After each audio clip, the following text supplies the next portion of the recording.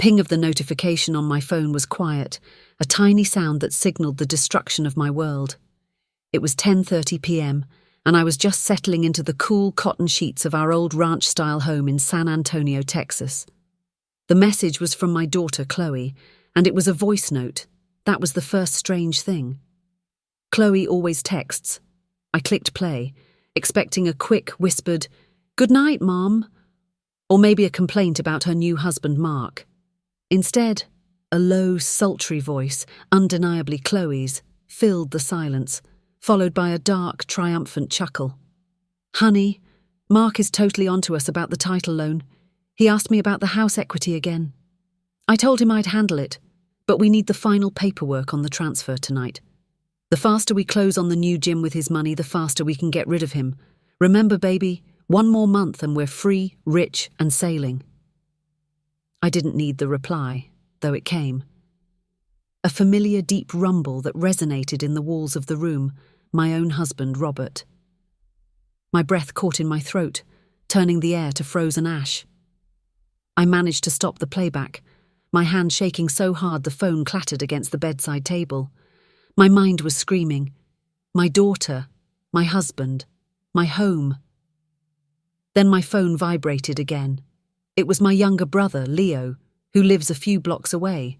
I answered, and my voice came out as a strange, strangled sound I didn't recognize. He didn't even waste time with a greeting. "Mia just told me something, Sarah. Brace yourself. It's worse than an affair.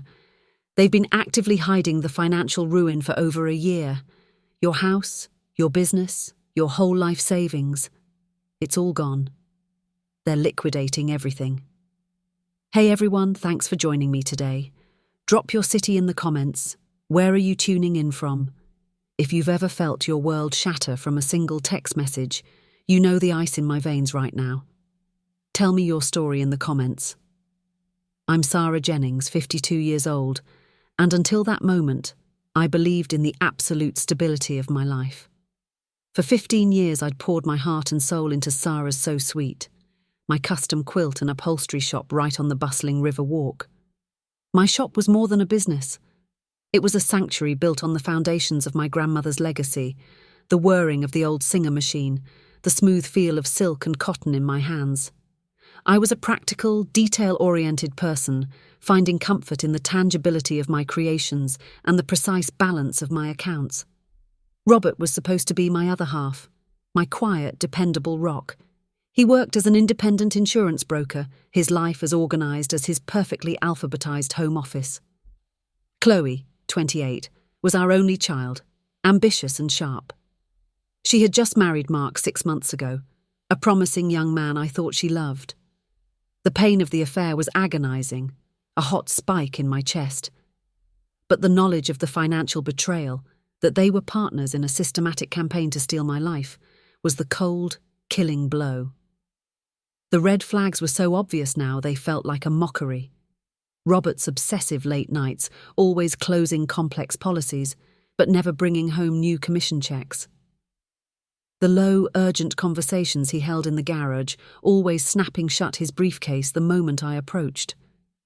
The way he had taken over all the finances, claiming he wanted to shield me from the stress of the bills. My flaw, my fatal error, was trust. I hadn't looked at a single statement in 2 years, blinded by my love for him and the peace of my own creative life. The biggest flag, of course, was Chloe's behaviour, her sudden, inexplicable contempt for me. I had assumed it was youthful frustration, not the cold calculation of a financial co-conspirator who needed her mother to disappear from the ledger. Leo and his wife, Mia, who works in a local title office, were my unwitting saviours. Leo's frantic call confirmed the truth Mia had uncovered. Robert had taken out a disastrously high-interest title loan against the very building housing my shop. Worse, he and Chloe were working to finalise the quiet sale of our paid-off ranch home, which was supposed to be our retirement cushion. The money from both was destined for their new business, the Phoenix Gyms. I stood in my bedroom, gripping the bedpost until my knuckles screamed. The air was thick with the scent of my husband's cologne and my daughter's favourite perfume. It was the scent of betrayal. The vulnerability was a raw, gaping wound. I felt stripped bare, foolish, and deeply agonizingly alone. But then the absolute horror transformed into something new, something hard and sharp. I was a woman who built her life stitch by careful stitch. They wanted to rip out the seams. Fine, I would unravel them first. The anger was no longer heat. It was pure, chilling focus. The next morning, I moved through the house like a ghost, completely unrecognizable to the man drinking coffee opposite me. Robert was humming, his face relaxed, basking in the glow of his successful deception. When he kissed my cheek and announced his meeting downtown, I tasted his deceit like bitter copper. I let him leave, and the moment his car was out of sight, my composure shattered, only to be instantly rebuilt by necessity. My first call was to Ms. Gloria Reyes, the most feared family law attorney in San Antonio. I sat in her pristine office, the glass walls overlooking the Riverwalk, and played the voice note. I watched her face. It was the only validation I needed. "This is not divorce, Sarah," Ms. Reyes stated, her voice sharp and uncompromising. "This is a criminal conspiracy and felony fraud. In Texas, this level of financial misconduct, especially using forged deeds, completely flips the community property framework. We don't just divide assets, we go for total financial extraction and criminal prosecution." Our investigation was a furious 2-day sprint. Ms. Reyes immediately filed an emergency restraining order on all joint assets and placed a lien on our home. I, meanwhile, breached Robert's private sanctuary, the garage safe. I used the combination he never changed, his high school graduation year. Inside, the evidence was an agonizing paper trail.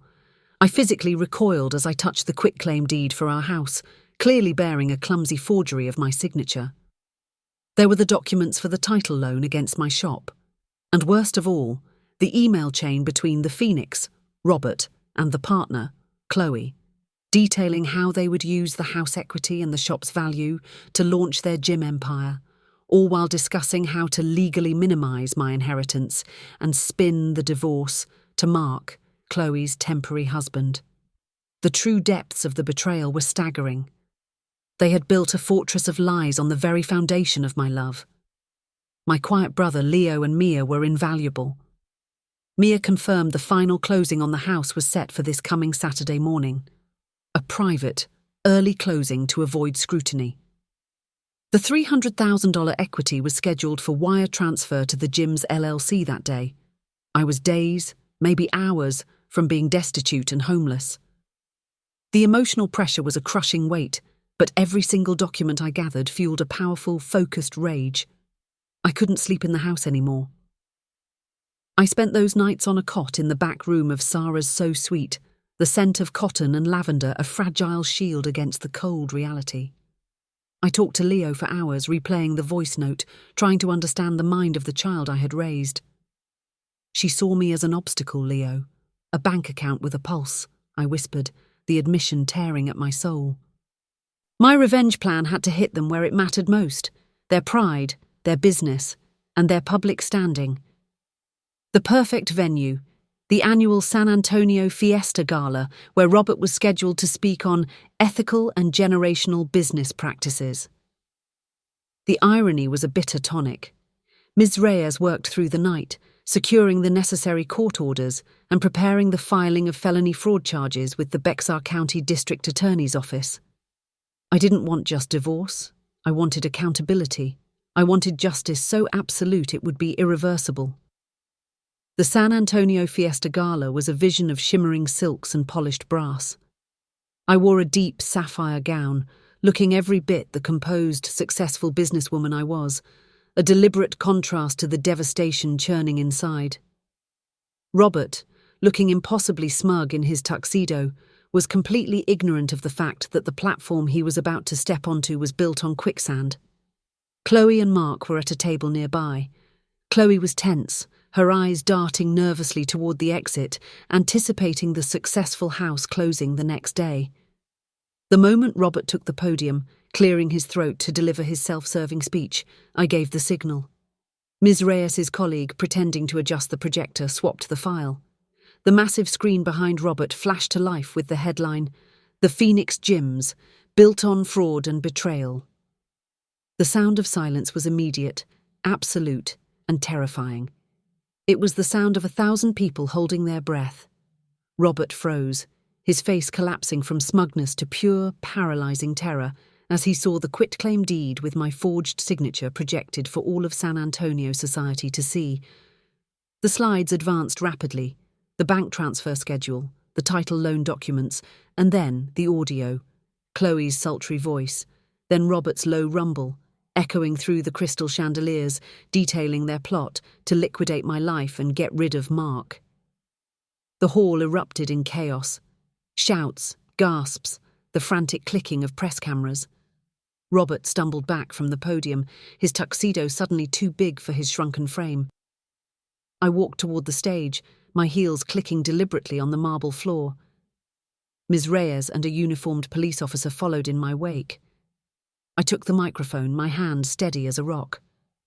"I am Sarah Jennings," I announced, my voice clear and ringing with controlled fury. "The man you hired to speak on integrity, Robert Jennings, along with my daughter Chloe, used forgery and fraud to steal my home and my business. The evidence is now with the district attorney." Chloe screamed, a raw sound of animal rage and terror. "You ruined me! I hate you!" Mark, finally understanding his own peripheral role in the fraud, buried his face in his hands at the table. The police officer moved forward. "Mr. Jennings, you are under arrest for felony fraud and forgery." Robert didn't resist. He just stood there, weeping uncontrollably, the image of his public disgrace a terrifying permanent fixture. The moment I saw the police officer put the handcuffs on him, I felt a shudder run through me. Not of triumph, but of final cold justice. The aftermath was swift and total. Ms. Reyes was brilliant. Using the audio and the forged deed, she secured an instant, highly favourable divorce settlement and, critically, had the fraudulent quitclaim deed voided, saving my home. The house sale on Saturday was cancelled. Robert faced multiple felony charges, and his insurance brokerage licence was immediately revoked. His life, professionally and personally, was over. Chloe, disowned by Mark and faced with the collapse of her gym venture and the weight of potential criminal charges, fled San Antonio.